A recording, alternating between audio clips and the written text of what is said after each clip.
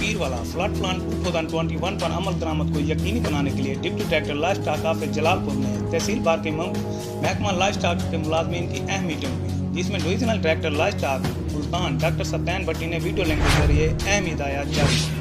Pre flood vaccine मुहिम 100% जानवरों और परिंदों को वैक्सीन को यकीनी बनाया जाए, प्री फ्लड वैक्सीन के अमल को तेज कर दें और एक भी मवेशी या परिंदा वैक्सीन लगने से रह न जाए। मोबाइल वेटनरी डिस्पेंसरी भी इस मुहिम में हिस्सा लें।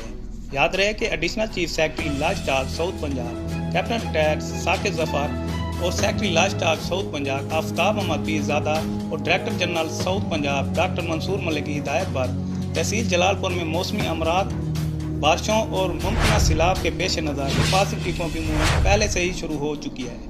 इस मुहिम को मजीद फाल करने के लिए divisional director livestock Multan doctor Satyan Bhatti ने वीडियो लिंक के जरिए महकमाना हिदायत जारी की। इस मौके पर deputy director life stock doctor Jamshed Akhtar भी मौजूद थे। कैमरा टीम के साथ इम्तियाज उमरू, VSP न्यूज़, जलालपुर पीरवाला।